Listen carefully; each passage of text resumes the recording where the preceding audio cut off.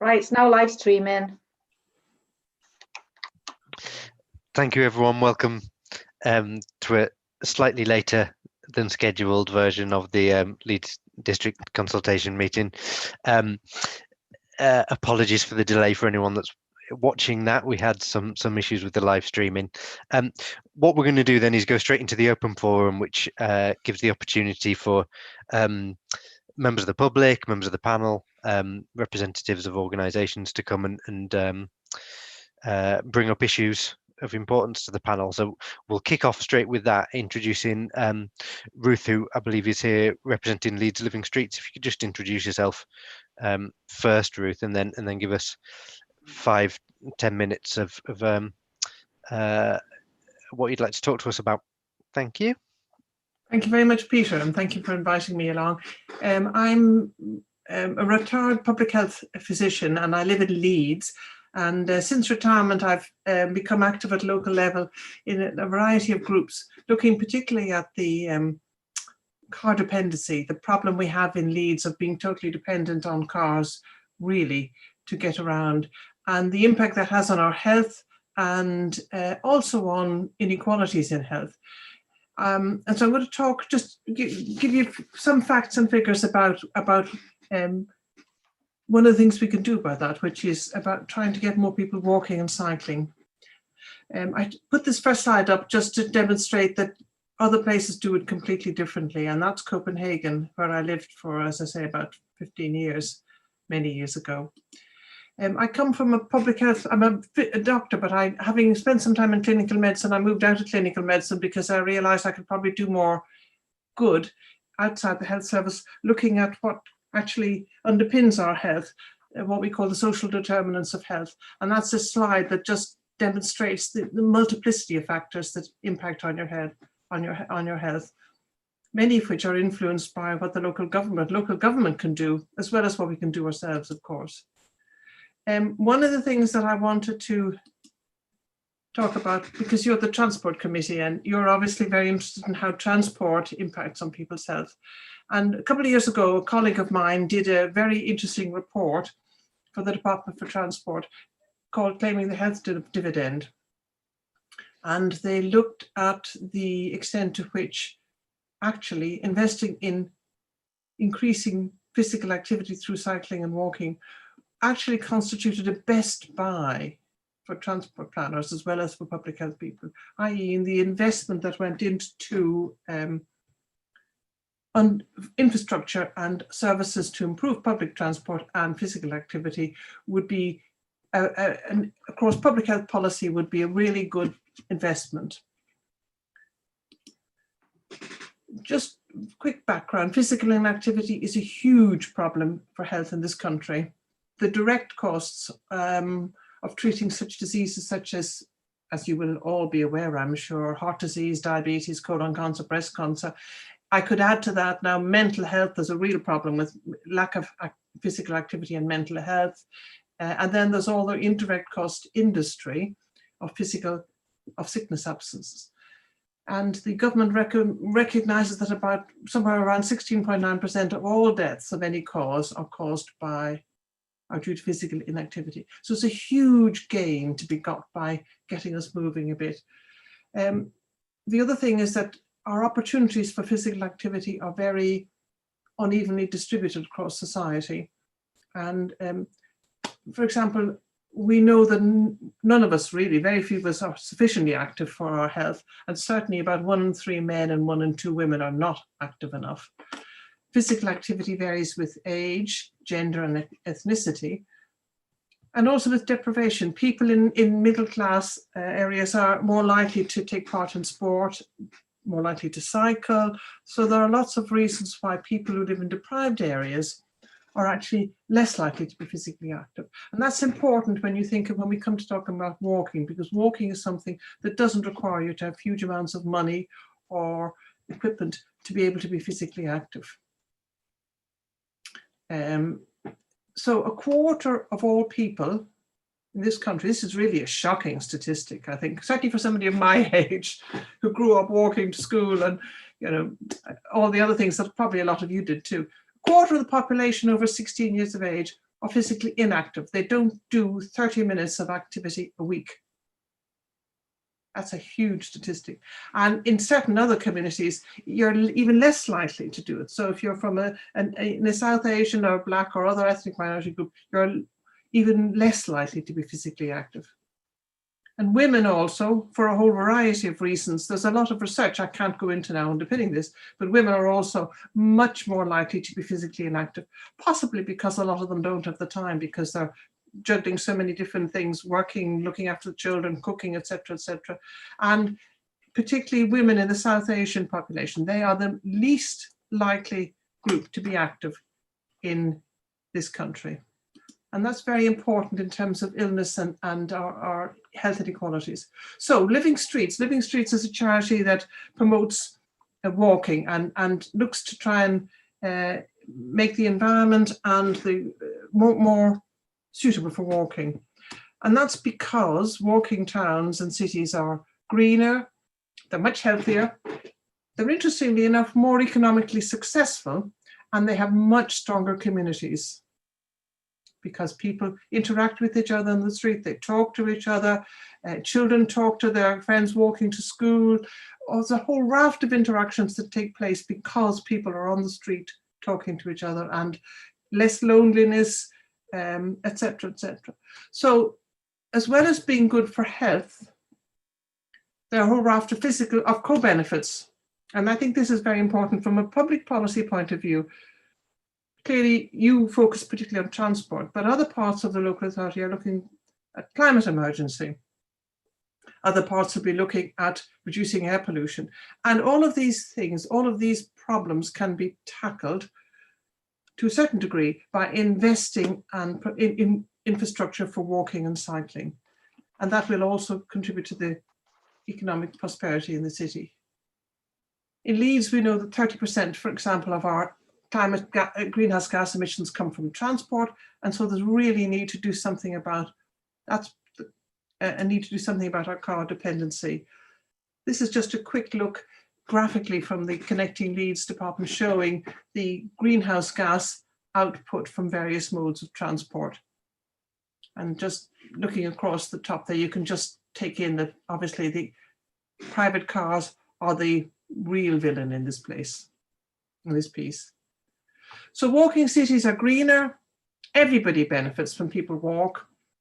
You get, when walkable neighbourhoods are defined as those where you can walk to your school, you can walk to your GP, walk down to the post office, trot along to the pub, have a drink with your mates. All of these things can be done without being dependent on getting into your car and going it. And there's a concept emerging now in France and other places of the 15-minute neighbourhood, where more or less everything you need for your daily life is within 15 minutes of where you live.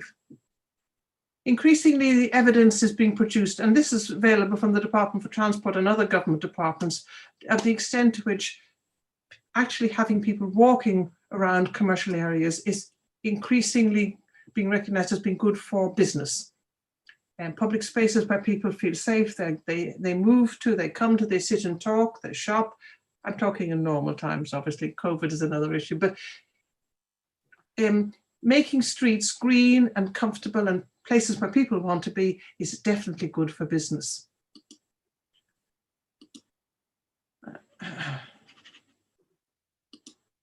Okay, and there's we know that one of the big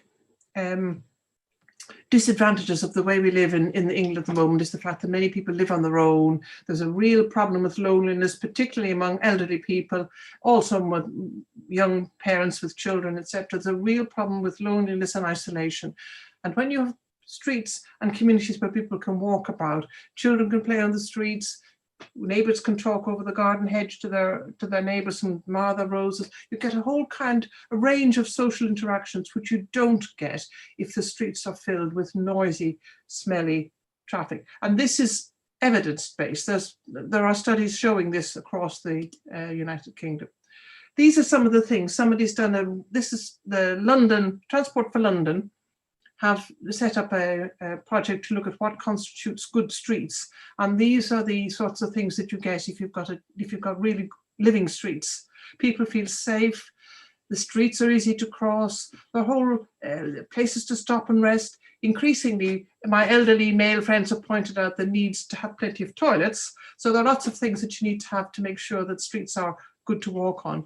But you get the picture. People feel safe. People come out. They live. They spend money. So it's good for the individual. It's good for the city. It's good for the community. Just very towards the end, I just wanted to briefly talk about a slightly different point. West Yorkshire have been very successful in putting in bids for the emergency active travel funding. And the latest bid, and I don't know if there's any outcome yet, but they bid for £10 million to increase walking and cycling. I just wanted to point out that from a public health point of view, the proportion of the bid that went into monitoring and evaluation, if you look at the bottom two lines, 1% of the bid, of the money bid for, was for monitoring and evaluation. And that's a very small proportion. If we really want to learn about how these programs and interventions work, we're going to have to get much better at evaluating what we do, and therefore we're going to need more funding to do that. And the second thing is the behaviour change element of these programs. Putting in the infrastructure is only the minimum requirement. You then have to start working with the communities, with individuals, to see what their barriers are. And this last slide here gives you some idea of what some of the barriers might be to get people moving. So this is some very good research which was done at Leeds Beckett University, and it underpins the Leeds physical ambition strategy which is being drawn up, physical activity ambition. And you can see there that there are two elements to it. There's the motivation and the capability. Can I do it? And do I want to do it?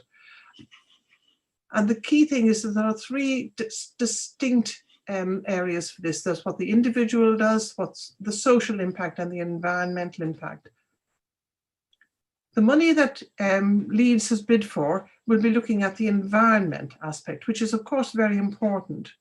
But putting in the infrastructure, as I said, is not necessarily going to result in people who are physically inactive actually becoming more active. We are going to also have to work very hard on the social and the individual aspects to ensure that we get the best value from the investments that are being put in. And that's just an example of a nice place to walk and live. Thanks very much, Peter. Thank you very much for that, Ruth. There's a lot of points there. I know we will be talking about active travel more generally a bit later on, so I don't know if you're able to, you're very welcome to stay with us for the meeting when we're going into some of the zero emissions work that focuses on active travel. I think rather than open a wide discussion now, I think the best thing is, I don't know if anyone would like to give any comment from the combined authority on that at this point. Otherwise we'll come back and come back to your point to make sure we come back with a more solid answer. Councillor Carlo, just as a bit of a non-update, in terms of the tranche 2 of the active travel funding from the Department of Transport, we're still awaiting the outcome of the bid that was presented just now. We have weekly meetings with the Department of Transport, and they say an announcement is imminent, but we haven't seen any announcement so far. But we've no reason to believe the bid will be unsuccessful, but I think it's been affected by discussions in other parts of the country. Thank you. Thanks for that, Dave. Comment on Ruth in the chat, just saying thanking you for your presentation, and also that even he hadn't seen some of the diagrams you shared, and it's obviously a subject matter that's important to him. I was wondering, would you mind sharing the presentation, Ruth, back with us, and then we can send it out to members so they can see some of those diagrams and reflect on them, because I think they might be things we want to bring up for further conversation at a future point. Certainly, that's fine, Peter. Thank you very much, and thanks everyone for listening.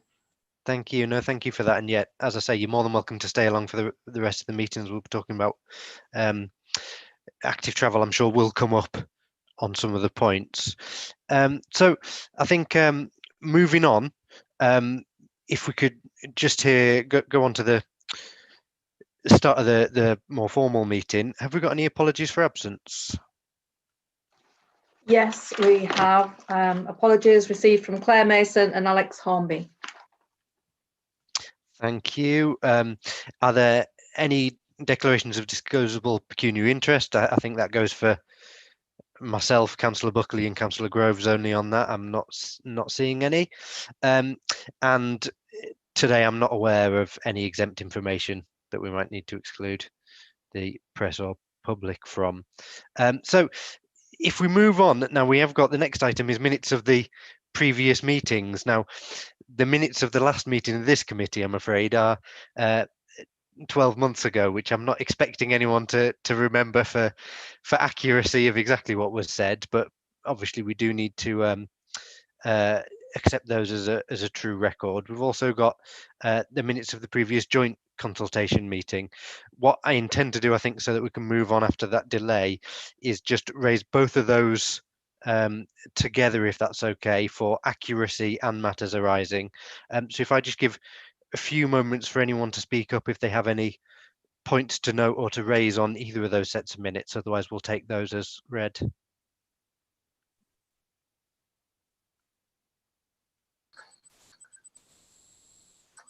Okay, I'm not sorry.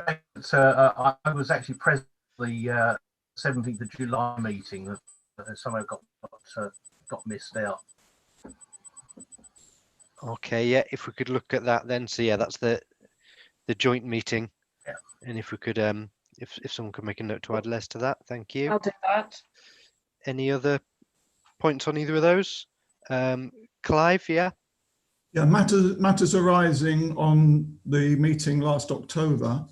I did ask about the total number of Leeds passenger journeys on buses and was told that would be made available, and that's in the minutes. But I was only actually referred the West Yorkshire figures, which actually show a decline, unfortunately, but I still haven't got anything. None of us have got anything on Leeds, and with the aspiration, which now obviously is very difficult, to double bus passenger numbers, I did hope to have the figures from 2016 to see how we were progressing on that, but I haven't received them. Thanks, Clive. Yes, remember that coming through and that you got the West Yorkshire figures and asked for more Leeds. Dave, I don't know if there's any update on that. Yes, we do. We set up a monitoring arrangement for the Connecting Leeds programme to monitor bus patronage in the city. Bus patronage doesn't lend itself to easy sort of disaggregation into different districts and towns, but I see no reason why we shouldn't share that with this group, and I apologise that we haven't. So I'm happy to take that away and we can circulate it. Thank you. Yeah, that'd be much appreciated. Judith, a point on that? Myself. Oh, there I was at the July meeting as well. I did enter late, but I was there, so if that could be recorded, I'd be grateful. Okay, thank you. Thank you very And much. Howard? I was at the July meeting as well. Okay. Apologies for anyone that's been missed on that one. We must have been trying to note down the participants as they were in. Okay, so I think that's all the hands I can see. So if we are okay to take those two sets of minutes as an accurate record with those obviously amendments as suggested so far. So then we go on really to the main meeting. Next point is normally chair's update, which I'll keep a bit brief, but I think I'll merge this somewhat into the next item, the information report, because I'll be touching on some of that, and then we can take any questions. If I take the information report as read, if that's okay, and people can then raise questions both from my update or the information report. I'll ask if Dave wants to add anything after me. So first, the one update I wanted was just a really positive one, and just to welcome and congratulate the officers at the Combined Authority and everyone else that's been involved in the winning of the MJ Local Government Award for leadership in responding to the climate emergency, which I don't know if people saw, which I think was a real positive affirmation of the amount of work that's gone in to some of the work that's been ongoing through the declaration of a climate emergency by the combined authority. We will be seeing some of those results a little bit later, because we'll be asking your thoughts on some of the pathways in terms of transport. But it was great to get some recognition, and I know my congratulations and thanks to the officers that have worked so hard on that for what has been quite an in-depth piece of work, and it's given some really good background to that, and I'm sure we'll see some of the detail there in the presentation. The other thing that happened is earlier what day is it today? Last week, Councillor Groves and I and Dave got to have a trip around the city centre on one of First's new electric buses, which should now, I believe, be operating on the Route 5 from the city centre to Halton Moor. So it was great to see those and have a trip around on them and see quite how silent an electric bus can be if you're one of the passengers. And they're the first fully electric fleet going around the city in terms of the routes there. It's already been mentioned by Ruth then that another update in terms of the Emergency Active Travel Fund, and I'm just aware that this meeting hasn't, this group hasn't met since a lot of work's been ongoing. So just to briefly update in Leeds, a lot of this is covered in the information report, so hopefully people have seen that. But on launch of that fund, which was the fund raised to try and encourage people to use active travel due to both the decline in bus patronage as people were asked not to use public transport. Luckily that advice has changed somewhat since then, but to still encourage people to use active travel where they can, cycling and walking as a safe method of getting around the place. The first thing that Leeds decided to do was an interactive consultation, which had at last notes I had, I think it's more than this now, but 20,000 comments from over 4,000 people on different areas they wanted to see walking and cycling improvements. But also we gathered some thoughts of people in survey questions on that, where 71% of people, for instance, supported reducing traffic speed and volume at this present time to try and keep people safe, but 69% actually supported measures to reduce the amount of traffic on streets permanently. So that's something that led to the work done on the active travel scheme. I think we've actually got Paul Foster from Leeds here, who's been working on a lot of those. So I don't know if he wants to add anything after I've spoken as well. But that led to Leeds's plan, which you've got outlined, I think, in the information report, but you can see it also on there's a Safe Streets Save Lives page on the Leeds City Council website, with laying out the 100 kilometres of cycle lanes, temporary widened footways, low traffic neighbourhoods. There's increases in cycle parking. There's school street schemes where we're shutting the roads outside schools during school time so that it's safer for people to walk in, and there's more space to retain social distancing outside there. There's a package of complementary measures from the combined authority to try and encourage people and to support people onto bikes and walking.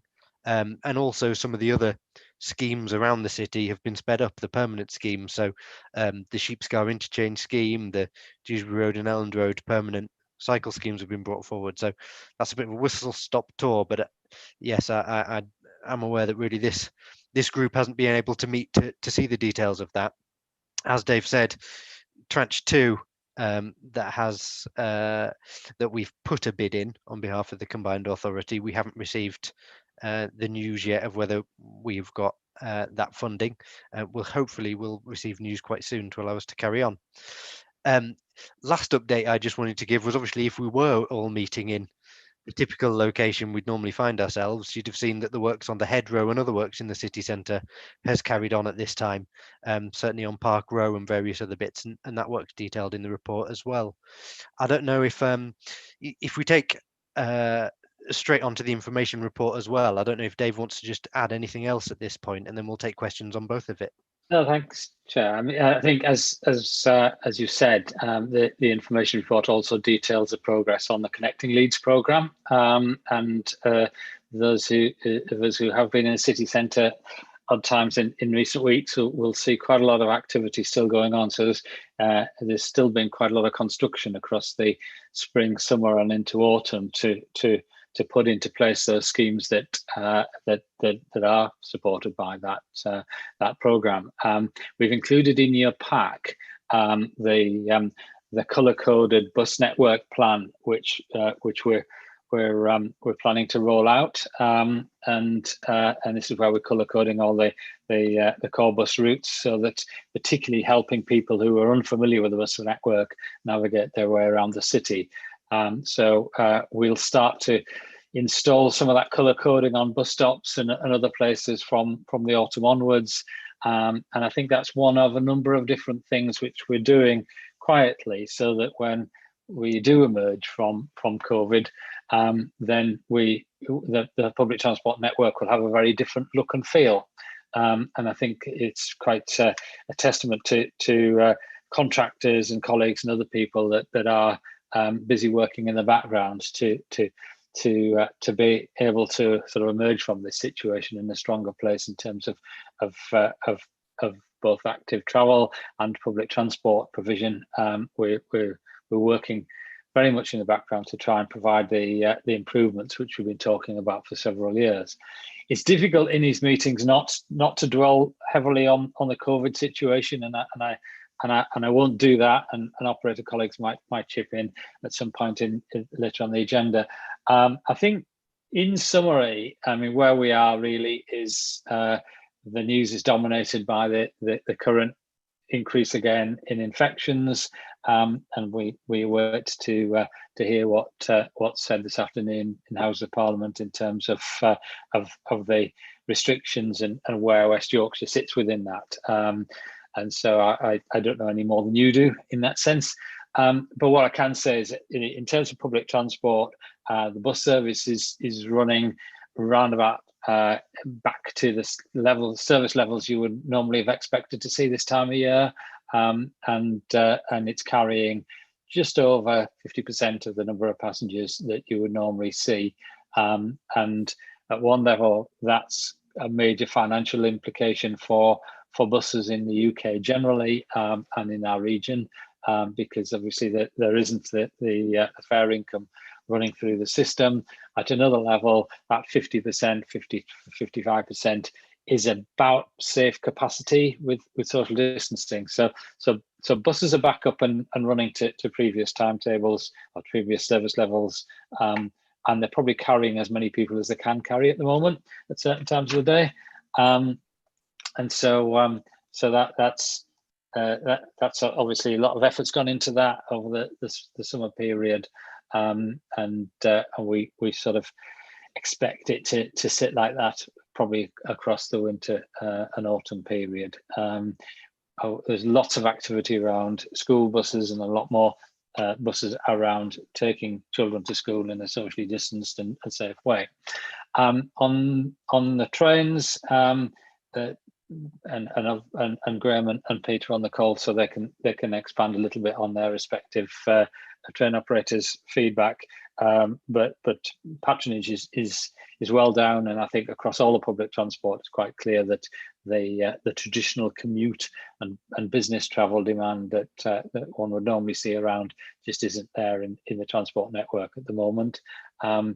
The government has announced that they're moving the rail franchising into a sort of commission contracting environment, and we work with interest to see what the Williams review outcomes and how that's going to be implemented to facilitate that. So it feels as if public transport generally, bus and rail, is moving into another era now, and at the moment it's held up by public funding, whilst the patronage isn't there to bring the passenger revenues through the system. And really the challenge for all of us is to manage that process through over the next 2 years, really, so that as we come out of COVID, we come out in a healthy way, financially and in terms of our general health, and that we end up with a public transport network that works for however society and demand has changed after the pandemic. So lots of implications there, but I'll stop at that particular point and answer any questions. Thanks, Dave. Any questions on any of that? Howard, yeah, and then we'll come to Neil next. So it's great to see the connecting Leeds work coming to fruition and to see it taking shape on the ground. From memory, I can think of, I think, 2 or 3 corridors which aren't mentioned. For example, the corridor, the Roundy corridor out to St James's Hospital. So I just wondered if the work on those corridors is still in the pipeline, or has the money run out, for example? It's still very much in the pipeline, and we have a scheme, and I think Paul from the council's on the line as well. We have a scheme in and around the hospital area, Beckett Street area, which the city would like to move forward. I think it's a case of having, as Howard says, a pipeline, so that we've got a series of projects which we can move forward for. And I think everybody sees the current Connecting Leeds programme as being the start of quite a lot of other works that aren't on that list. City Square being an example that we've talked about in these committees before, of the sort of semi-pedestrianisation and changing the way in which traffic moves around City Square, for example. Armoury Gyratory being a major scheme, as well as the big repair work that's already started at Regent Street Bridge. So that there are some big transport schemes to happen in the city, and the Connecting Leeds programme is probably the start of that. Thanks. Neil, Councillor Buckley.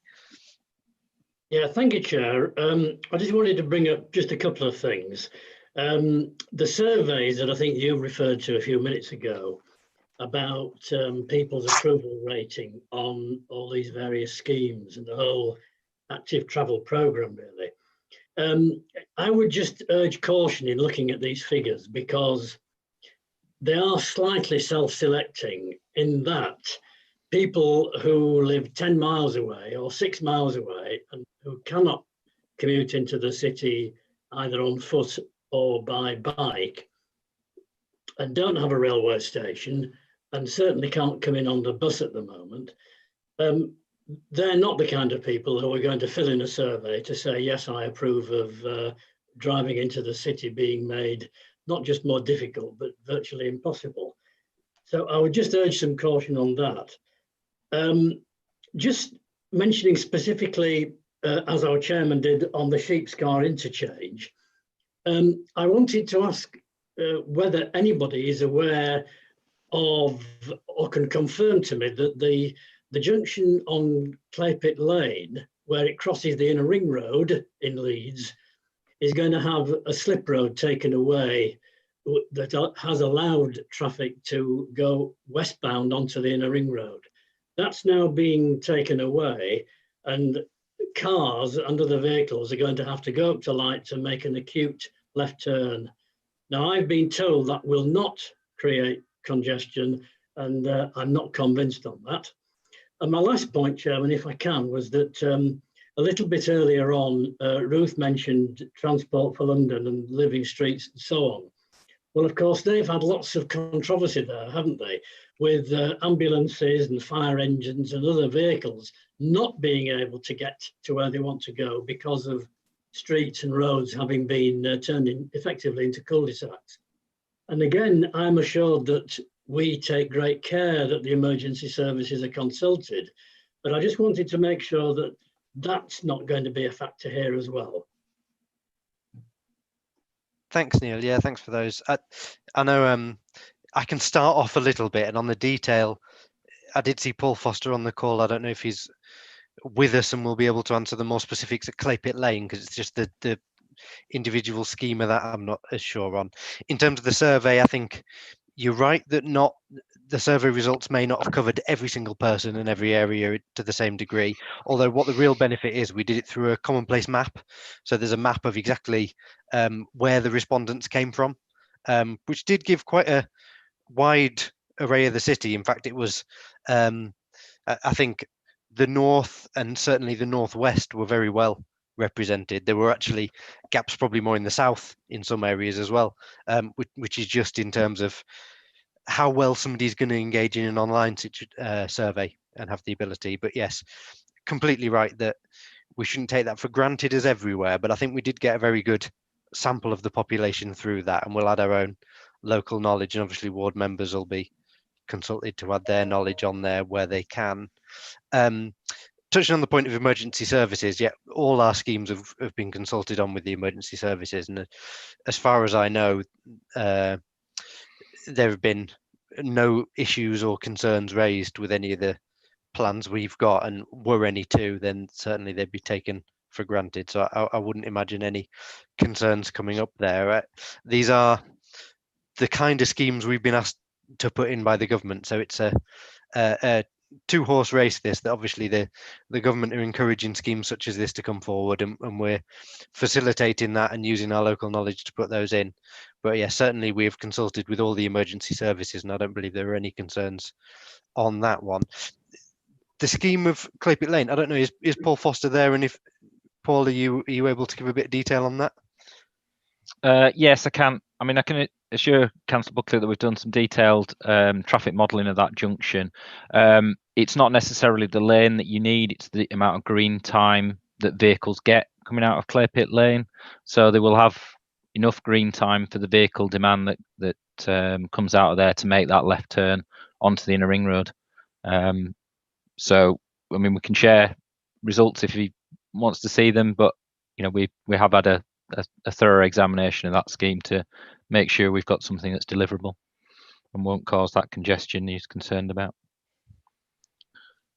Thanks for that, Paul. Sorry to put you on the spot about that one, but thanks for joining us with that detail. Is that okay for the time being, Neil, or any other? Yes, I'll leave it at that. It will be interesting to look at these bits of modelling on one sheet of A4, please, and just see whether it works out in reality. We'll see. Thanks. Yeah, thanks. I'm sure that'll be there somewhere, and I imagine ward members have been given some of that information. So if that could be shared, that'd be welcome. I've got Les with his hand up. Clive, did you have your hand up, or was that still there from previously as well? Oh, sorry, Clive, you just muted at the minute. Sorry. Yeah, have we got to open forum, or is that a separate? Oh, sorry. Do you know, you've completely reminded me that I neglected to ask for points for that. So my apologies. Can I take Leslie's point on this and any questions on the items, and then I'll return to that agenda item if that's okay, Clive, and come back to yourself.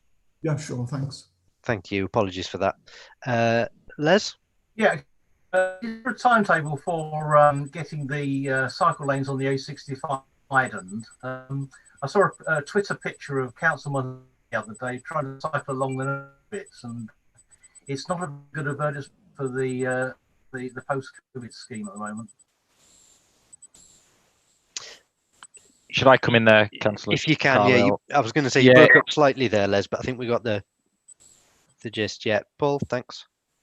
Yeah, it should be in the next month. We're looking to make those changes to that scheme. We've got a contractor on site at the moment installing them on the A660 up to Headingley, but once they're finished on that work, we can redirect them to make the necessary changes that were agreed agreed for the A65. Right, so thank you. Any other questions on any of that? And then I will come back. Apologies to the point I'd missed. Can't see any others on that. So my apologies. Yes, after the open forum, sorry, after the delay there, I got confused where I was. I was going to raise it out to anyone else, any members of the panel that had anything, questions, comments, feedback from the open forum. So Clive, do you want to go ahead? And if anyone else has a point, if you want to pop your hand up in the using the raise hand function. Right, thank you. Yes, a couple of points. The first one really is about future plans for bus priority, and living out in Aireborough, we have the quality bus route, but it stops at the Horsforth roundabout, and therefore journey times beyond there are excessive. And unfortunately, bus use even before COVID has been in decline and journeys are unacceptably long. So really, how does one take things like that forward? That's the first point. Second point, I think it's always useful to go back to important documents. And I'm looking at the moment at the West Yorkshire Bus Strategy 2040 and the vision for buses. And right at the beginning, it says that the bus system will put passengers first and will support local communities by improving access and will involve communities in consultation. Well, it's very good having ambitions like that, but our recent experience with the tendering of the airport services leaves an awful lot to be desired. Essentially, the services between the airport and Bradford and Harrogate were up for re-tender. Now, because it's a local issue, I imagine most of the people listening now it won't be something that you'll be particularly familiar with. But essentially, the airport services serve the local community as well as the airport and links to Bradford and Harrogate and local town centres. So therefore, it's very disappointing at a time we're trying to increase bus patronage for the routes to be changed, particularly at this time, to meet a sort of vague aspiration for quicker journeys to the airport from Bradford. The new timetables say between 1 and 5 minutes. The cost is to miss out the two biggest housing estates in Yeadon. This is much to be regretted. No consultation, but if you're putting customers first, an airport aspiration of that sort should not carry much weight, because airport contributions to bus services are actually part of a planning obligation to mitigate the expansion of the airport. What makes it even more ironic is that the current planning application for the airport new terminal is a request hidden away to reduce the target for people arriving by public transport from a not very large 10% to 7.5%. So there are obviously mixed messages, but the net effect, unfortunately, is that anyone wanting to use bus services to Bradford or the airport, quite a lot of people will have to walk an extra 10 minutes, but more probably they'll drive or get a taxi and increase what is already a very congested situation. So I had hoped that the changes would be delayed because of the emergency, and clearly the airport isn't going to be very busy in the next few months, but unfortunately they have gone ahead. Thanks for that, Clive, and apologies again for missing those points earlier. So yeah, Dave, would you be able to come back on that? We've got obviously the Airborough question about future plans for bus priority, and then I can. the airport service. Whether in terms of future bus priority, then you know, working with our colleagues in the city council, looking across all of the city, and as I said earlier, trying to look at the next schemes to bring forward in terms of improving bus services and improving the journey times and punctuality, reliability of bus services through that. It's a broad canvas, the city, and there are lots of places where improvements are needed. And as Clive quite properly points out, the area to the northwest of Horsforth Roundabout is very much part of that as well. Yes, there's a lot of schemes which need to be done to improve bus flows through the city, and I think obviously we need to develop a programme of schemes to be able to do that. The specific points around the airport bus services that Clive makes, I think we were in a sort of slightly difficult spot with this, because those bus services are jointly funded by the airport, and although they relate to previous planning conditions, the airport's financial contributions are by no means mandatory on the airport. So we whatever we do there is a negotiation with them, and we were in in the process of negotiating and retendering the bus services to the airport when COVID hit us.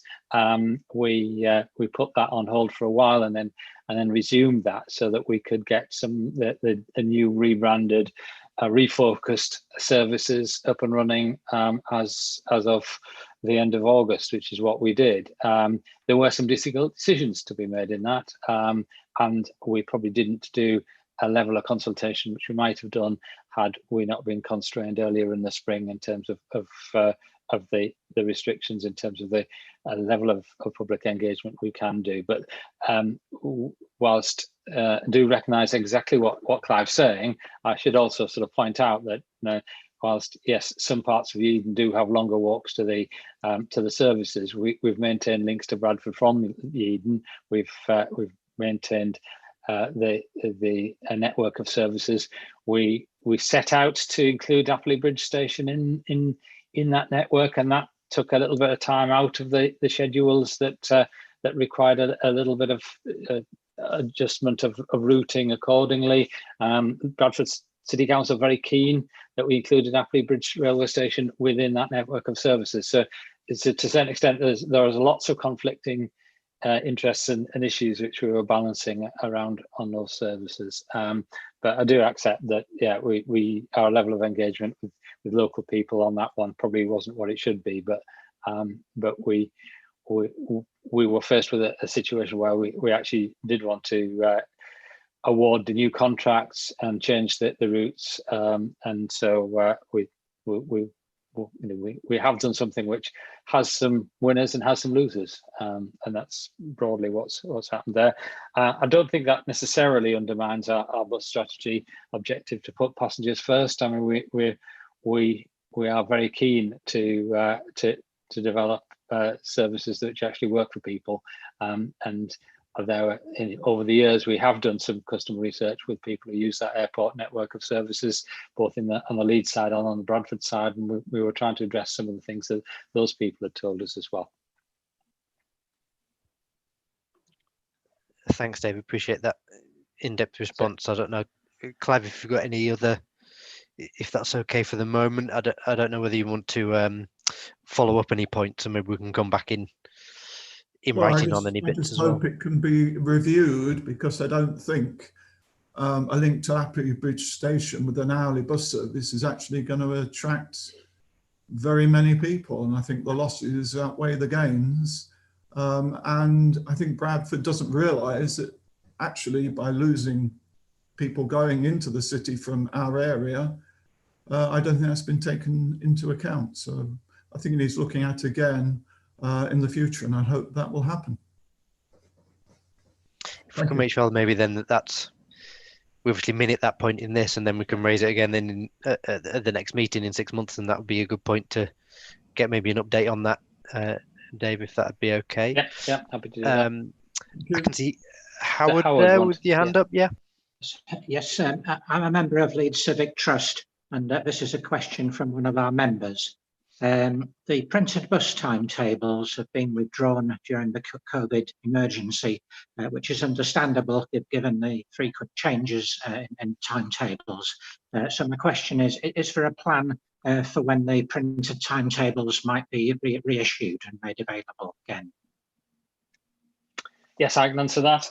As Howard says, we went through a period in the spring and summer when bus timetables were changing almost every week, and that was by necessity, because the services, as many of you will be aware, were reduced, and then they stepped back up in a series of steps, and then we changed things again to facilitate children go back to school, and so we've had quite a challenging 6 months in terms of timetables, and along the way we decided, well, rather than actually have on our bus stops information which was dating back to February of this year, that we should basically have a clean sweep, and that's why you don't see many timetables on bus stops at the moment. Things have stabilized a little bit, and depending upon how things play out over the next week or two with the wider COVID restrictions, I think it's probably the case that the bus network is stabilised, at least for the autumn and winter period. And so what we're going to start doing from the end of this month is to start reintroducing bus stop timetables at the busiest bus stops first. So we have a plan to do that. We're also going to start reprinting timetable leaflets and in a sort of a handout form. That was something we were already working on, and I think we shared with this committee previously to sort of reduce some of the wasted paper that was part of the booklets that we produced, as well as to have something that's a little bit more easier to reprint when things change. So yes, we're going to get back into gear in terms of putting a printed timetable on bus stops and at our bus station travel centres. Probably by the end of this month, we'll start to do that. Thank you. We have, I should add it, and I do know people always will remind us that not everybody uses smartphones and devices to access this information, but all of our information, our digital information, we've kept up to date on a weekly basis. So we have been encouraging people to use that as a form of information. We'll continue to do that. Thanks for that, Dave. Yeah, I think we had, was it last year when we were looking at in the joint meetings when we were looking at the bus timetables, and we'd had good feedback that showed just how important printed bus timetables were for many people, and looking at what format they could be in. And so, yeah, really, really positive if they're able to come back quickly. Okay, so I can't see any other questions from people on that or the information items. Apologies for the somewhat circular way around the agenda there. The next item we've got is operator updates, which I'll hand over to Dave to look through. We obviously did have a bit of a delay to the meeting, and we have got a presentation and a workshop item to come. So I appreciate that information from the operators will be very welcome. But if you could just keep it to brief updates, that'd be appreciated. Thank you. That's fine. I'll bring our bus colleagues in first, because we've got first Arriva and Transdev represented in the meeting. In terms of who wants to go first, should we go alphabetically? Dwayne, Arriva colleagues, do you want to give us an update of anything you want to share with the meeting? Certainly can, Dave. Thank you. Hi, everyone. My name's Dwayne Wells. I'm Head of Commercial for Arriva Yorkshire. Joined on the call today by Kim Purcell, who's our Head of Operations, and Mark Fennick, who's our General Manager for Services entering Leeds from the Kirklees district. So in terms of an update, well, we've had a very, very busy few months, as you can imagine. Many successive timetable changes. We're now back at pre-pandemic service levels. And patronage has returned to around about 55 to 60% of pre-pandemic levels. We are still running our network with reduced capacity, obviously for social distancing. And as such, we've got extra journeys across the network to support the busier flows. As Dave has mentioned earlier, we've seen quite a drop off in peak time demand as the traditional commute into the city centres has subsided. But demand is back to normal levels in a number of cases, particularly school flows. So we're watching those very closely and making sure that enough capacity is available. In other news, pleased to report that we've launched our new 164 service. This provides new links from Leeds, Holton, Crossgates, Garforth and Micklefield to Sherburn Industrial Estate. And we've got buses now that arrive just before the 6 AM shift start and before the 2 PM shift start. And buses leave just after the 2 PM shift finish and just after the 10 PM shift finish, the latter with support from the Combined Authority. We're obviously promoting that quite heavily, so there's been some local door drops to the community, and we're working with businesses at the industrial estate to promote employment opportunities there as well, and particularly as we come up to Christmas. And a final update from us, as part of the Bus Alliance, we've been working to retrofit the exhausts of our buses entering Leeds, all of which will be Clean Air Zone ready come January. And that's made possible by the Combined Authority's successful grant bids to the government's Clean Bus Technology Fund. And that's the Arriva update. Thank you. Okay, thanks, Dwayne. Paul, do you want to speak for first? Hi Dave. Hi everybody, I'm Paul. I'm the network officer for First Bus in Leeds. We're very similar to Arriva, to be honest, with regards to the amount of mileage we are running and the passengers that have come back to the services. Also, we are running more services around school times to help school children, students, etc., to get to school that don't affect the normal service bus, which allows workers to do their normal commute.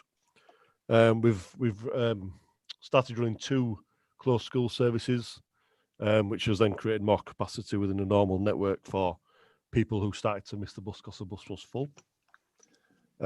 Regards to bus full journeys, we look at them every day. Myself and my manager, we go through them, see where we can add buses into the network, and that's, like I say, an ongoing process. We're currently running in Leeds something in excess of 50 journeys a day across the network to help out with people who are commuting to and from work. Regards to new services, we have been very busy with our Henley Lane corridor, which that's everything that runs past the university up through Henley and then onwards to Adel, Guiseley, and Hall Park and Cookridge. To that effect, we've added more services in. So we currently have a combined headway along that corridor of 3 minutes, which obviously is aiding the student population coming back to the universities. And as yet, we haven't seen any major problems along that corridor. As Councillor Cahill has said earlier, we are introducing some electric buses into our number 5 service, and that also incorporates the Leeds City Loop around the city centre. They are due to go out tomorrow, I believe, but that is subject to change due to some charging, small amount of charging problems we found at the depot with the buses, but I believe that is tomorrow. And so that's about it from us. Very similar to Arriva with regards to passenger numbers and mileage. Okay, thanks, Paul. Ben, do you want to complete the bus picture from Transdev? Yes, absolutely. So my name is Ben Mansfield. I'm the general manager for York, Malton and Idle depots, which run Coastliner, CityZap and Flyer, but representing all of Transdev services today. So again, we're running about 50 to 60% of our normal numbers pre-COVID, and obviously we're in a reduced capacity. Just to touch on your point of timetables, we're now confident that our timetables are fairly set in stone, and others now started printing them, so they're back on buses again as of sort of this and last weekend, really. I guess the major updates in terms of the network is obviously we've started running the Flyer, the airport services. So it was good to hear your feedback, Clive, and obviously work with the local authority with that. And I guess the other major news is during the lockdown, we moved the vehicles off the airline 62 service and replaced them with double deckers to actually increase the capacity that we had on those services.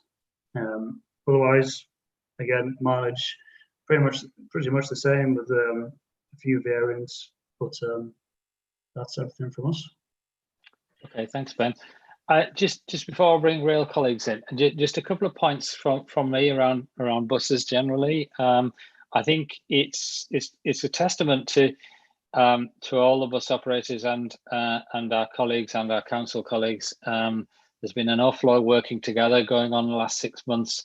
And the reason why we've had so many changes of bus services is partly because I think, as Paul pointed out, trying to make sure we've got, and Ben, double deckers on the right routes, to the capacities in the right place, and that's been quite a challenge, particularly when the schools and universities and further education colleges go back. So quite a lot of activity, and if people feel their services are a little bit being disrupted, and different types of vehicles on different types of services, that's all about getting the right capacity in the right place. The other thing I would just flag as a bit of a risk across all of public transport, but across all of the economy generally, and I know in the Combined Authority we're not immune to this as well, because we've got a number of colleagues who are isolating now or tested positive. Is that there's a risk right away across all workforces at the moment that the number of people who, as the infection rates go up, the number of people having to isolate goes up, the number of people who test positive goes up, and that impacts on service levels. So we can see the reliability of our public transport network may be affected by staff availability. I think the soundings that we're getting at the moment is people are coping, but it's a risk, and it'll be a present risk across the whole autumn and winter. Pete, do you want to talk about the situation from a Northern Rail point of view? Certainly will. It's been a busy old year for us. We moved to the operator of last resort under the government in February, just before COVID hit, and we've since then introduced 6 timetables this year, each one building on the previous one, down because of the issues with colleagues away through being on the vulnerable list initially or socially isolating. I echo what David says about the risk, the immediate risk, because we are seeing large numbers of people either showing positive symptoms and so being confirmed with COVID, or being isolated through the Test and Trace app. So we need to watch for that. For all that, our timetable is sitting at over 80%, and in most of West Yorkshire, over 90% of our pre-COVID timetable. Performance is very strong indeed. And passenger numbers are, well, they're not strong. We're probably sitting about 30% of normal. We're seeing the peak is what is missing. Certainly the busy commutes into Leeds in the morning aren't happening.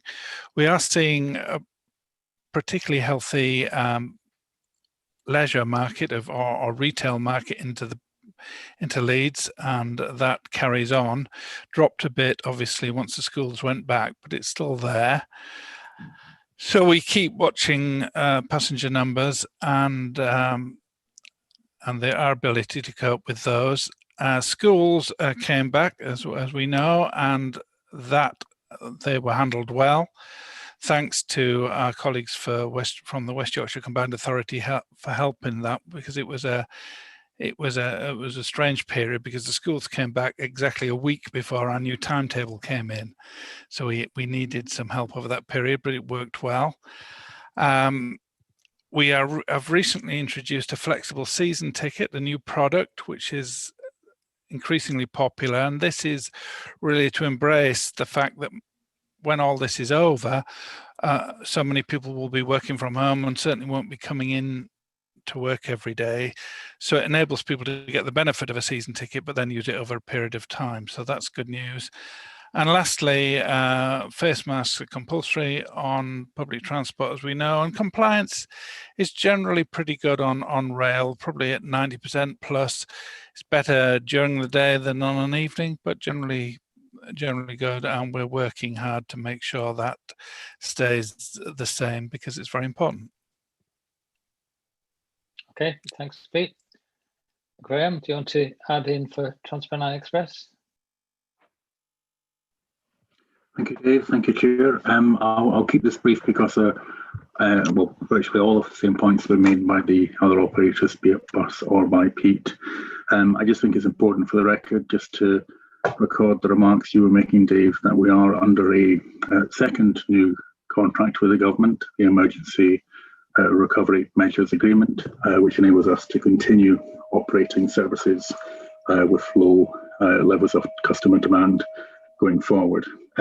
Performance of our services is high. It's broadly, roughly, consistently in the 90% range for the time being, sort of higher than we had going into the current issues that we're facing. And the challenge for us and the entire industry is to maintain those high levels of performance as we go forward. We have either increasing services and increasing numbers when the moment's right of people using those services. As Pete was saying, there's very high leisure demand on the network, and we have very low demand for commuting. The sort of peak period for us is now around about between 9-10 in the morning until the beginning of the traditional peak, and busy at the weekends when people can travel. And I think that's the key thing in terms of certainly our services going forward.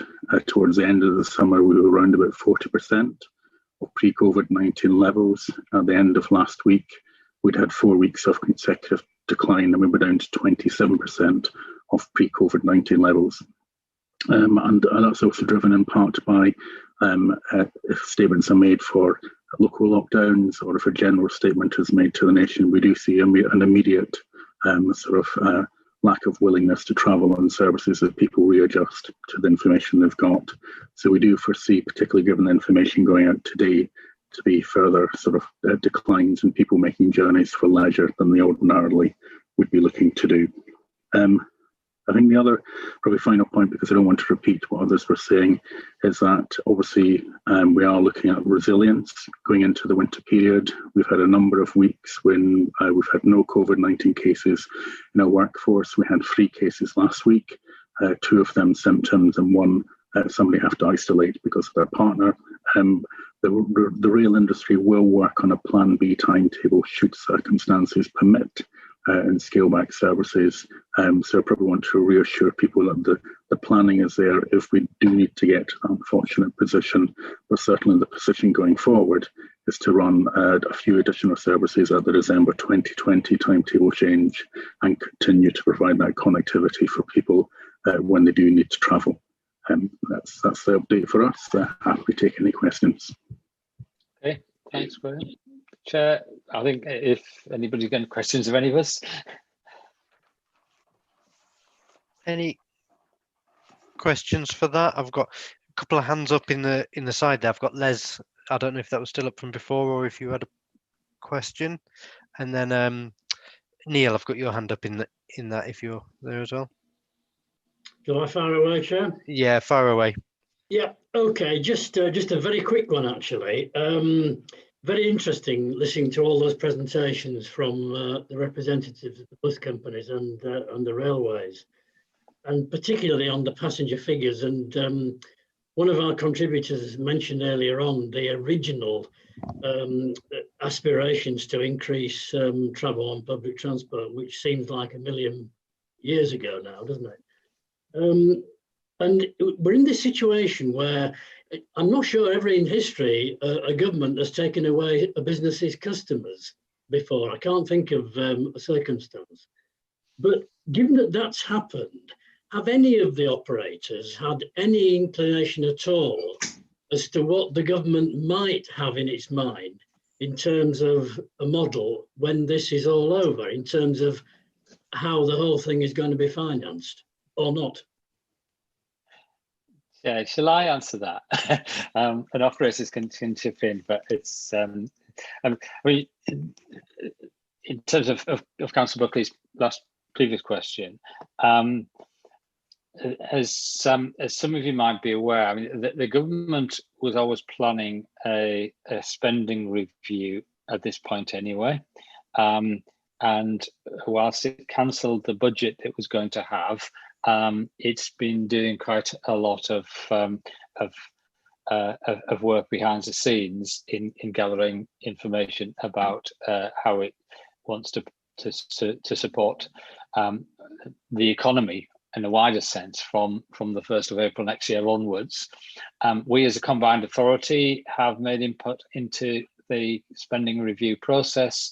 I think it's fair to say on bus that bus services are being operated with half the amount of passenger revenue you normally expect, because they're being supported by government through a special government grant called COVID Bus Services Subsidy Grant, which is going to both the bus operators and to the combined authority to keep the show on the road, basically.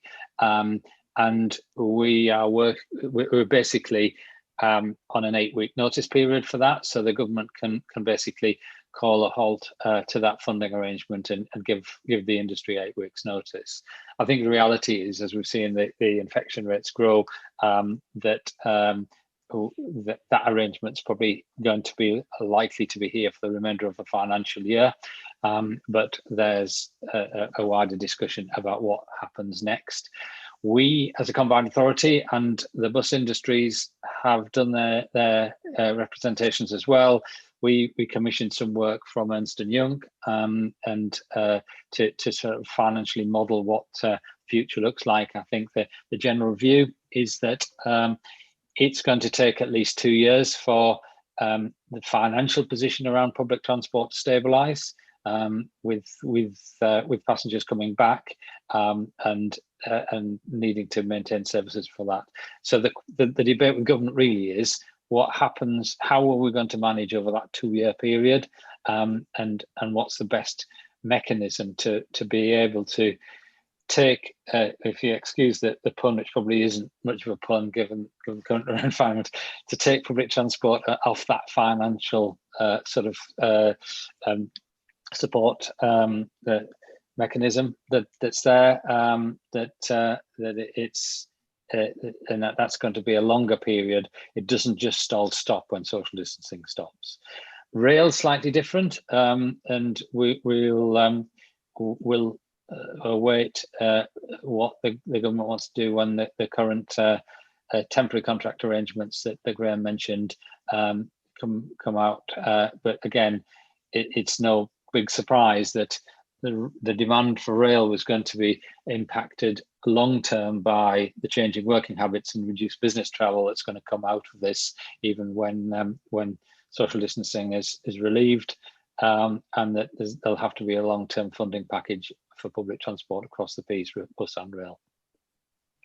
And Councillor Buckley's earlier point, I think the narrative that from government's moved on a little bit. I think we've found that whilst well-intentioned, they don't use public transport messaging wasn't helpful to public transport generally, because it tended to give the impression that there was a higher level of infection risk on public transport. I think there's quite a few studies out that suggest whilst there is a risk on public transport, the levels of use of public transport is fairly low, and the precautions that have been taken for social distancing is minimising that risk. So to a certain extent, the next wave of messaging, which we might find out from the Prime Minister's speech today, is probably more about reducing demand for travel across the whole piece than specifically around public transport.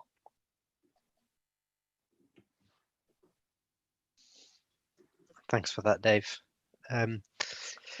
Obviously, it's a very interesting time, and it'll be interesting to see what comes next, really. But any other questions on any of that, or should we move on to our workshop for today then? And Dave, are you introducing this one for us?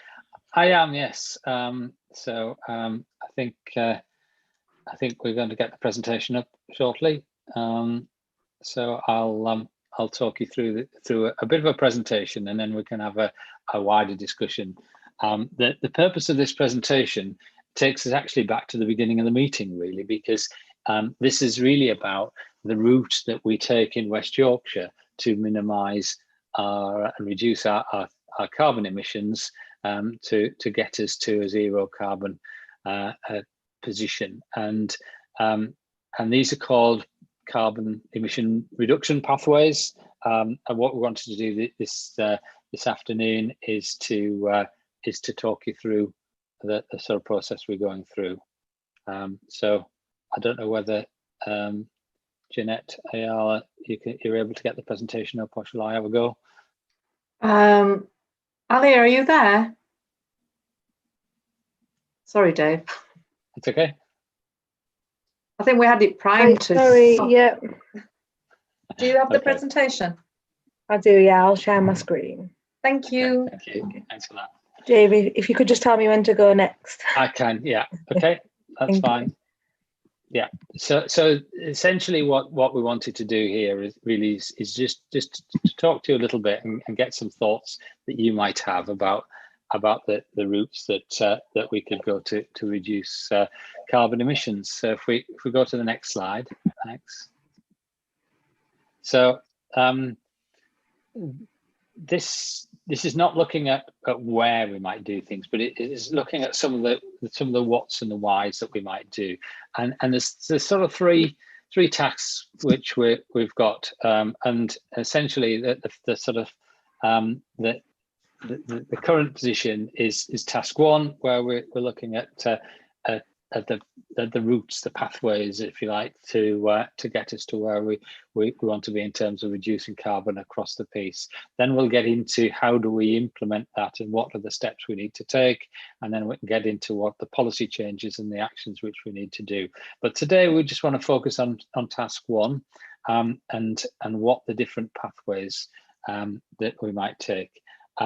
And what we're trying to do is to save around about 73 to 82% of the emissions, and to basically look at innovative technologies to deliver the rest, and to sort of set us off on a pathway to net zero effectively.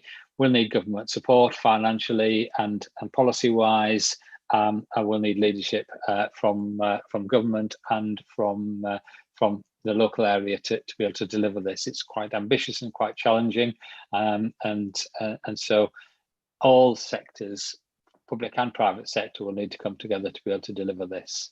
So if we go to the next slide, what this graph's doing is just telling us where the carbon emissions come from generally, and the green block on the left-hand side is transport. So more transport emission and more carbon emissions coming from transport than anything else. Buildings are close second. An industry in our region is quite a long way behind that. So carbon reduction is whilst within this industry it's important.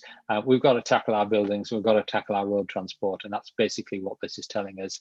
Is that the two biggest colour blocks on that diagram are road transport and domestic buildings. So to a certain extent, the reduction of carbon is very much in everybody's hands, and it's not something that it's somebody else's problem, like industries or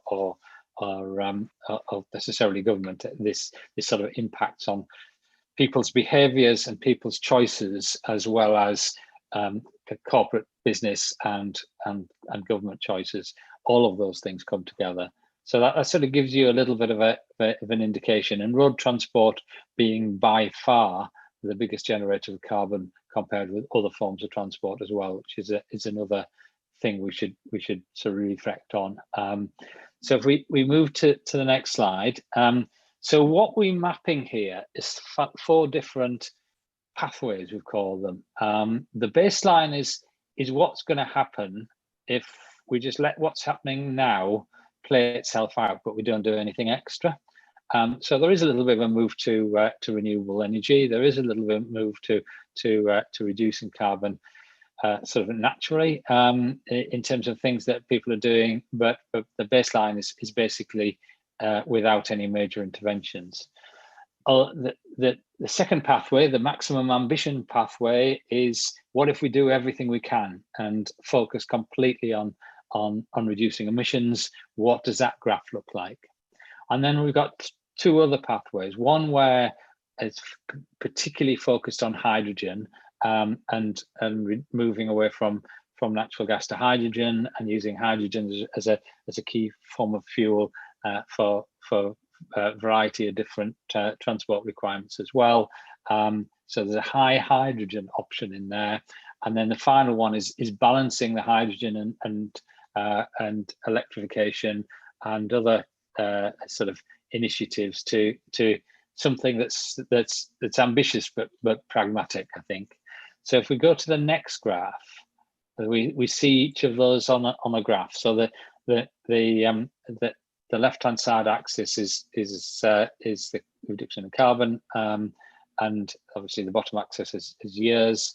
The black line is that baseline, that sort of that slow reduction in carbon, but doesn't get us anywhere near the zero carbon position.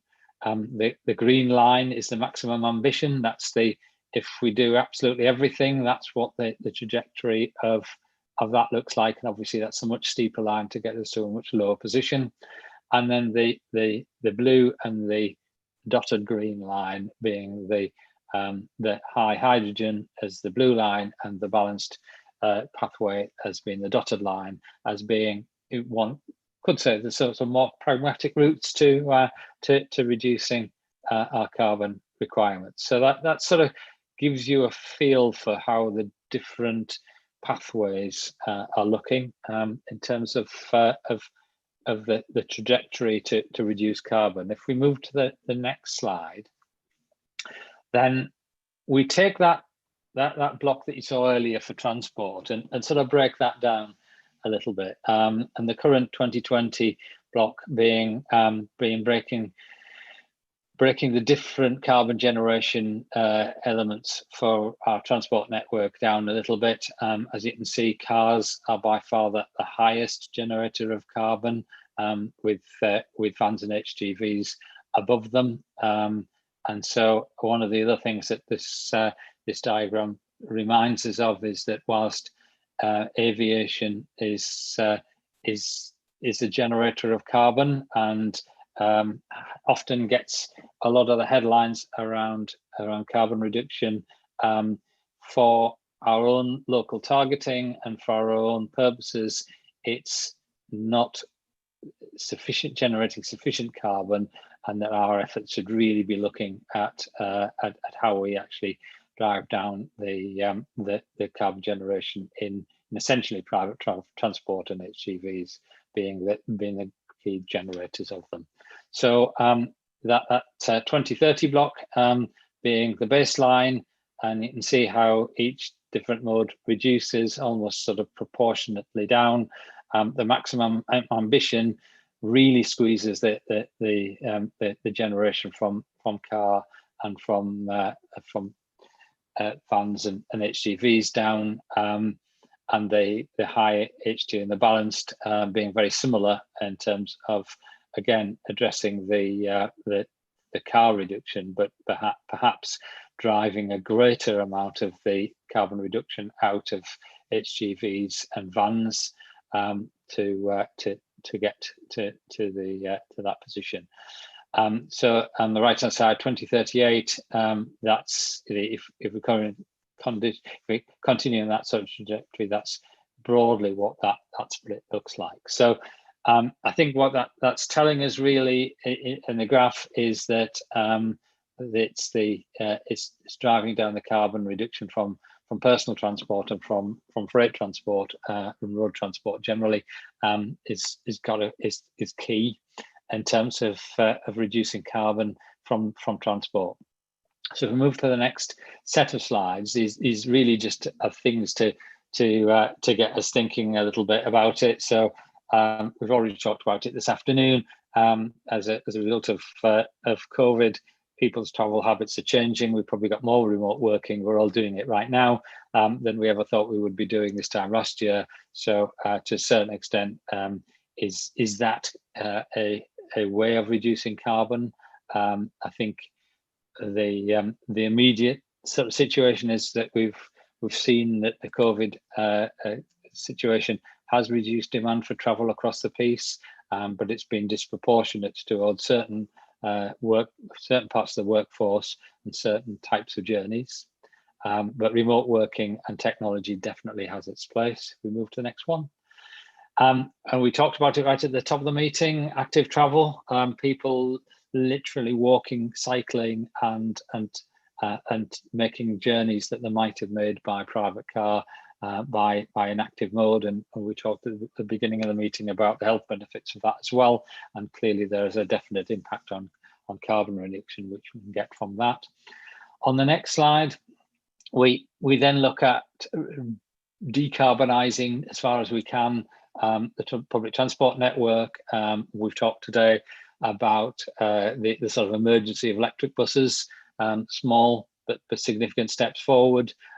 We see in Harrogate, for example, a more extensive use of electric buses, and so we will see a public transport network that starts to move to zero carbon base, in step with its vehicle investment plans and its and the government's investment in rail and new technologies in rail. And I think that's an important point on the public transport side, is that it does need to be in step with the investment profile that the public transport industry is able to do. And if we want to move faster, then that probably needs public money to make it move faster. And one of the challenges COVID's created is that just as the passenger revenues have fallen away and will take some time to build back, then the business case for investment is affected as well. So there's a debate with government needed as to how to stimulate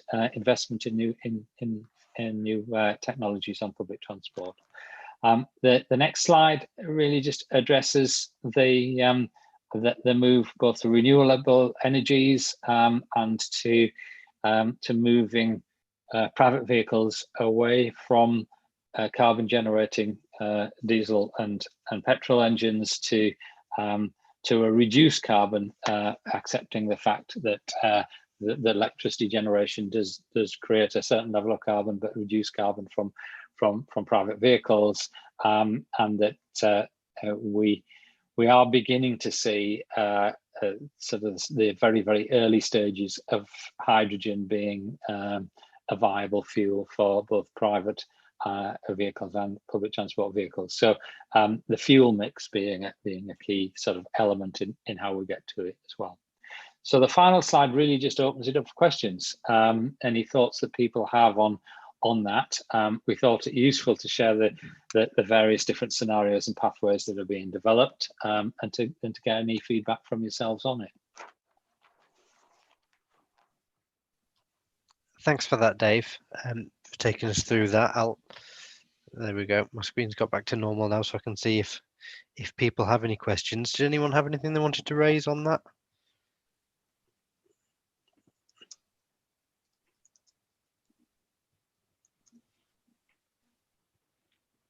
I'm not.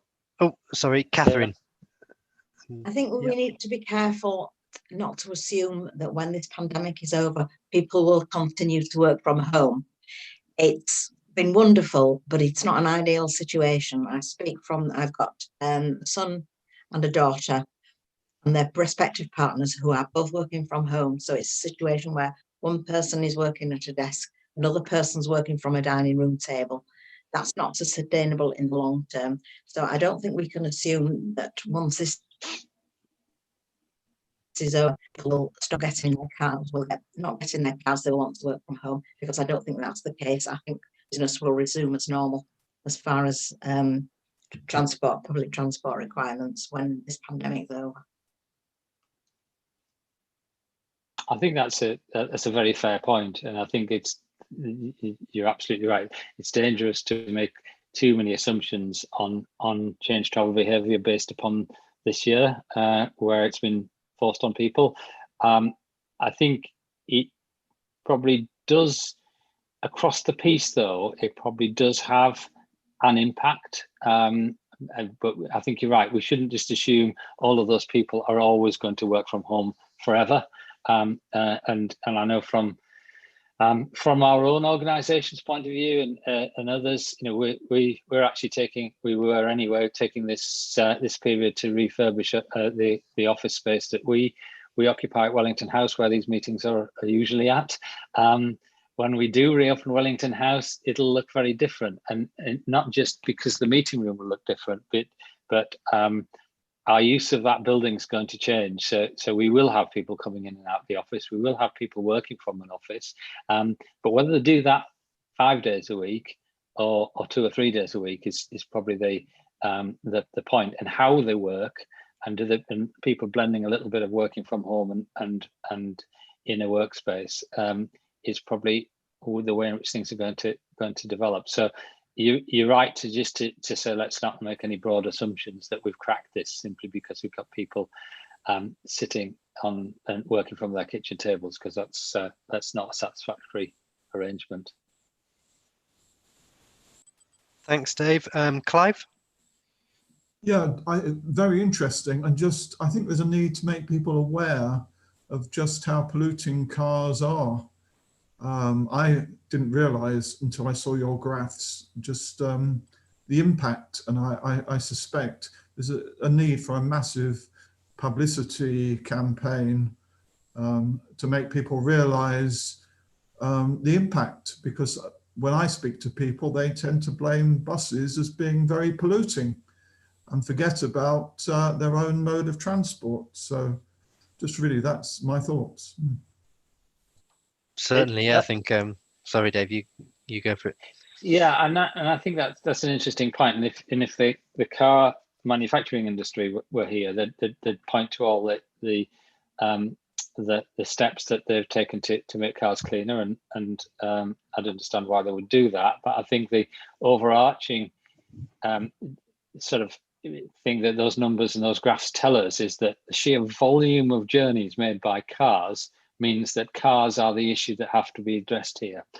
It's not simply a question of just making cars cleaner. It's that the number of journeys that cars are making having a disproportionate impact on the amount of carbon being created.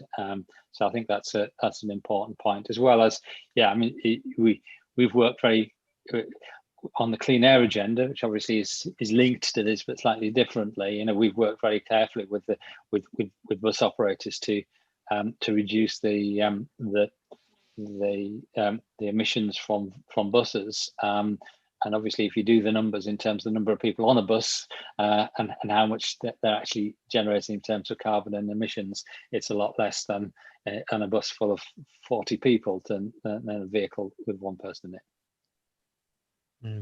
Yeah, it's just those numbers, isn't it? Because whenever a bus goes past, it may seem like that's bigger, although not the electric buses that we went on the other day. But yes, if 70 cars were going past, all piled on top of each other, it's the equation, isn't it? And sometimes that message doesn't really get through, and that's why I guess my thoughts on it has always been that our job's to get people on the bus or the train, and then provide further encouragement to clean the bus or the train a bit further. Getting on a bus or a train is already a step towards this. Ruth, did you want to come in? If that's okay, Peter, I realise I'm no, but very of quickly, course. First Very of all, well. I think Clive raised a very important point, and that people do get confused between two different sorts of pollution. Clearly, the gas that comes out of the back of diesel buses, the exhaust fumes, is filled with PM particulate matter, diesel buses particularly. So there's the gases that are particularly bad for your NOx gases and particulate matter that are bad for our health. That's air pollution. And then there's the carbon impact, the impact of burning any term of fossil fuel, which adds to carbon dioxide. So there are actually two different forms of pollution, and that's possibly why people get a bit confused. I'm really delighted to hear Dave say that the problem is private cars, and we've got to get to grips with it. One of the points I just wanted to raise was, given that I spoke about the health impact earlier and the importance of physical activity, at what stage does these policies, do they get joined up with, for example, the Leeds plan, looking at where we're siting our housing and where we're siting our schools and things for future, with the whole Healthy Leeds agenda? And I'm concerned that some of this focuses specifically on the greenhouse gas element of carbon change and doesn't look at the co-benefits you could get from joining up policies across the piece and really doing something about car dependency. So at what point will there'll be an integration with all the other aspects of planning that the local authority is responsible for? Peter? I can start some of that. I mean, it's a difficult one, isn't it? Because we've got 5 separate authorities and then the combined authority, which is the official transport authority, but then also the LEP as well. So there's different bits in different areas. I'm looking at Dave, but he's just wandered off screen at the moment. So I think quite often it's how these all merge together within districts that it has to join together, and that's one of the difficult things we find. I know it's conversations that we've had, Ruth, over Leeds, of exactly how do Leeds' transport plans join with the plans that public health colleagues in Leeds may have. I don't know if Dave, if you had anything to add to that point from the combined authority side, obviously my main focus in the combined authority is the transport side, but they do all interlink all of these, you know, the skills agenda, the health agenda, and this. I think that's a really good question to ask us, and it's a fairly sort of general answer that we can give, really. I think the point that's been made very well here is that now that we've sort of set ourselves some clear targets and some clear trajectories to get to that target, then we need to go away and basically fit that into all of the other policy work that goes on, both in terms of planning and land use, because one of the reasons why we have had quite a lot of car trip generation over the last 20 or 30 years is because we've built things in places that can really only be accessed by private vehicle. Out of town shopping areas being the best example of that, as well as the sort of spread of housing into rural areas as well. So I think that the real challenge of this is not just how we address what comes out of the tailpipe type of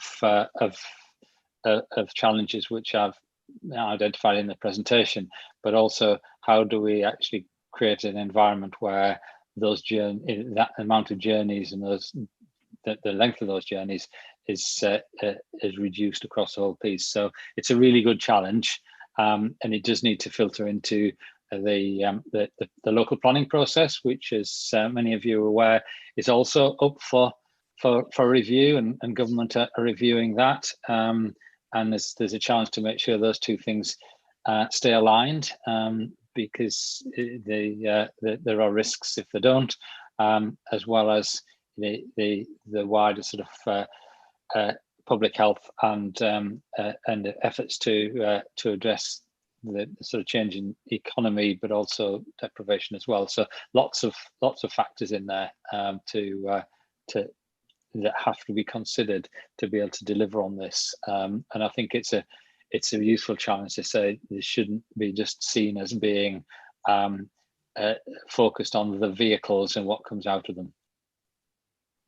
I guess to add to it, that the place it sort of comes together in both the combined authority, I think, and in Leeds is probably in the inclusive growth work, which says about, that's the thing that ties in what opportunities people should have, where they should be, the fact that they should be able to access them preferably nearby, or via public transport, and that's going to be a key thing coming into this. So it's interesting that with the low emissions work and the work towards net zero at the combined authority, we kind of got the tail end of it in the transport side, but then obviously the building side and the others go into the other groups to deal with. So it's good to see that it is kind of embedded in everywhere in the combined authority, and I think that's possibly why the award came for some of the work that came through. But yes, we get a little bit of it, don't we?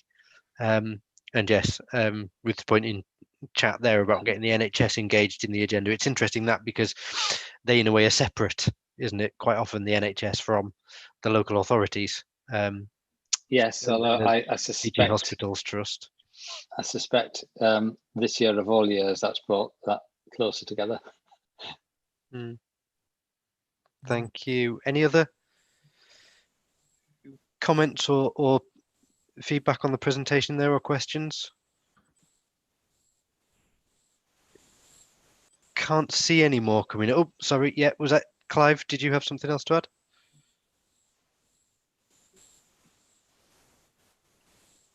Sorry, you're on mute there, Clive. Thank you. Sorry about that. Yeah, I'm trying to relate this to what's happening now and what could be done now. And one thing that comes to mind is that we've got various road schemes at the moment, and I can think of one at Finkhill and one at Dineley Arms. Lower amounts of traffic now, but certainly the evidence is that if you try and deal with problem junctions, and I'm not sure that those two are particularly bad, then you actually encourage more car use, which is exactly what we don't want as part of this initiative. So I just wonder, are those schemes now being put on hold? I mean, it'd be awful to think that money that could be spent on active travel or bus priority is actually being spent on road junctions that will encourage more car use. It's a difficult one. I'll come to Dave after for the official answer, because he'll be able to give the official line. It's always been that difficult one, isn't it? I think one of the key things in a number of these schemes, and I think I've had the assurance that they're all being reviewed to see what impact they would have, and those are being looked at. The majority of the schemes that we've got, certainly in the Leeds district, will have come out of either bus priority measures or will have cycling and walking implications on them. So that they are, in a way, all-round schemes. But you're completely right that solving a congestion problem could lead to more people going down that route. I think, Dave, if you want to come in on any of the detail of the scheme. Fine. I mean, I was going to just make the same point as Councillor Carlisle, in the sense that, and I'm not close enough to the individual schemes, whether Paul wants to comment as well, but most schemes that are developed at the moment have improvements for cycling, for walking, and benefits in terms of bus journey times. So I think a test for any scheme is how does it benefit the wider road use and not just car use. I think the other thing to reflect on is that as I said earlier, I think Ruth said it, is that we're dealing with two sort of parallel pollution implications coming from road traffic. One, obviously carbon generation. The second is air quality.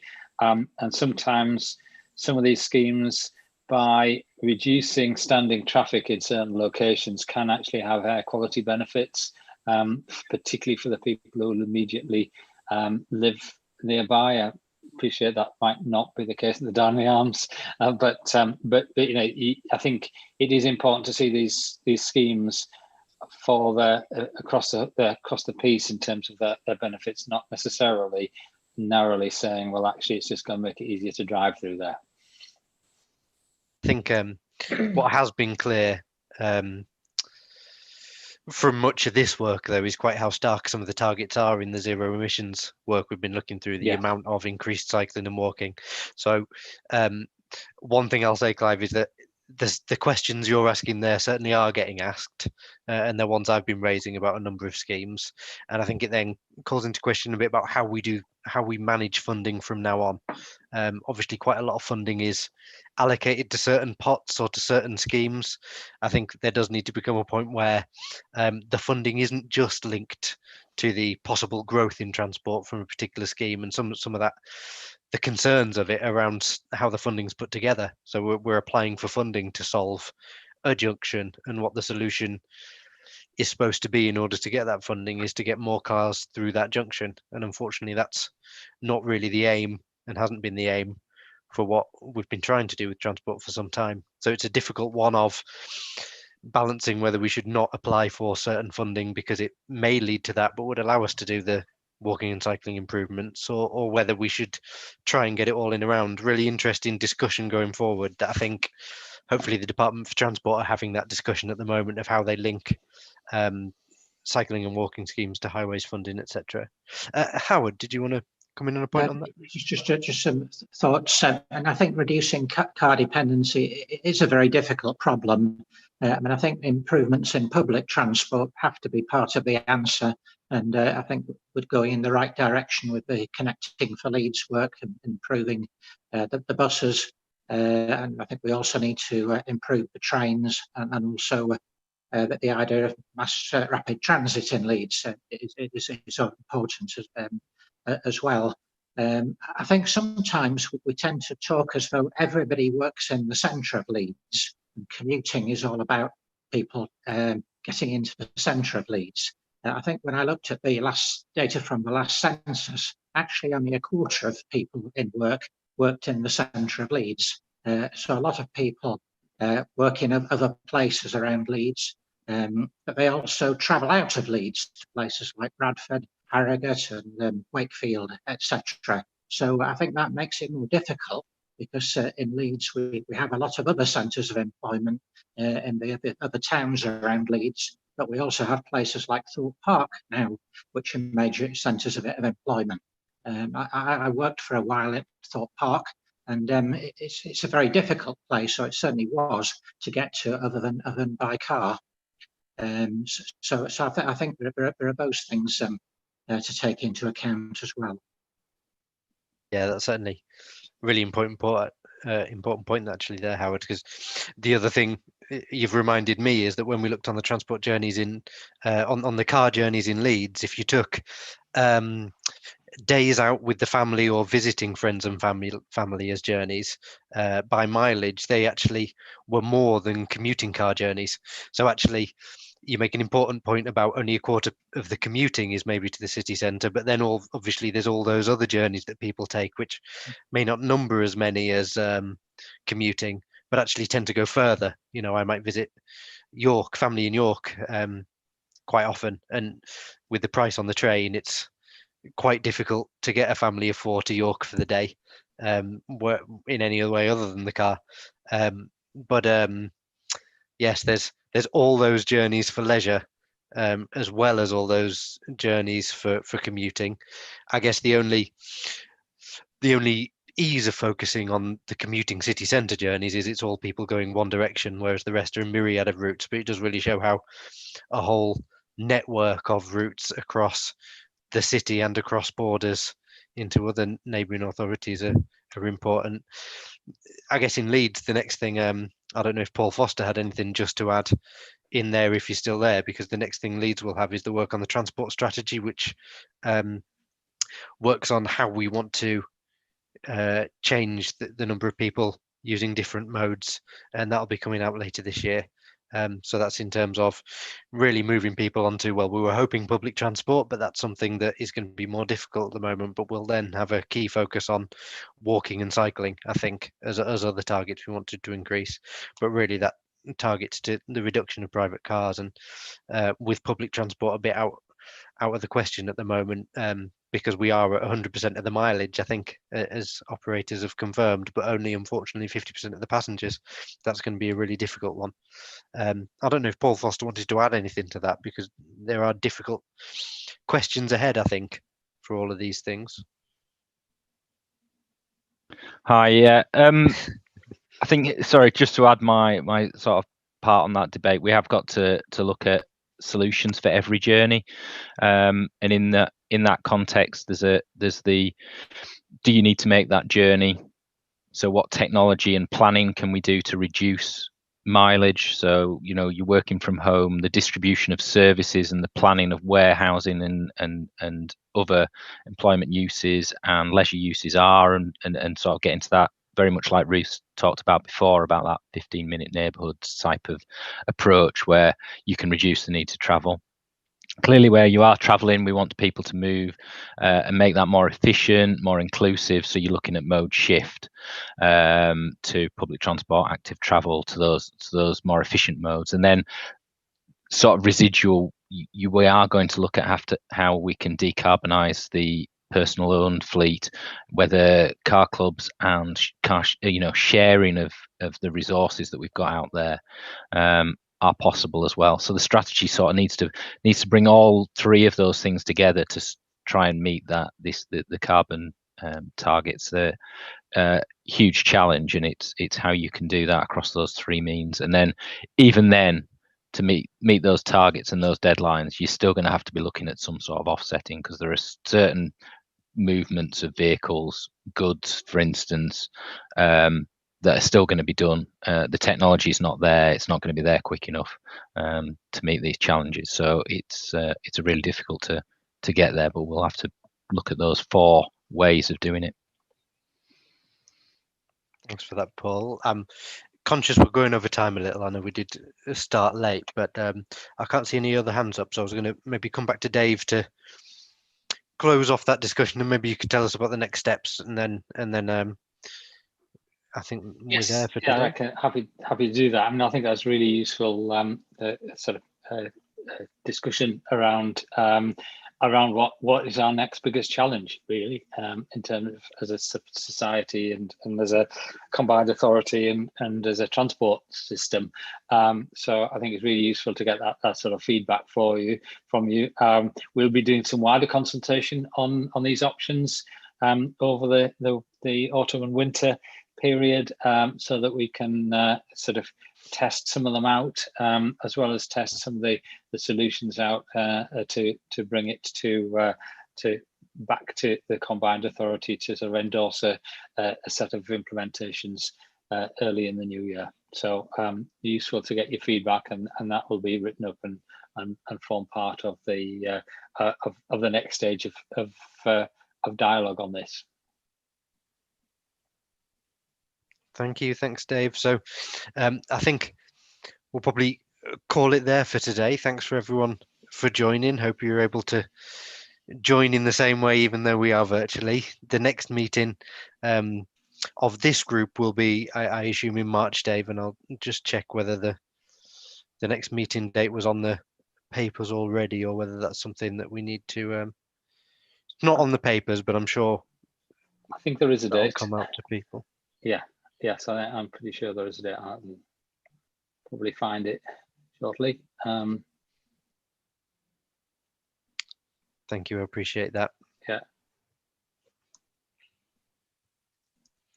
The 15th of March. Thank you. So that's the next meeting is the 15th of March, and hopefully we'll be seeing an end to the pandemic by then. Let's hope. Let's see where we are then. I'm sure we'll inform you whether we're going to be meeting face to face or online. Yes.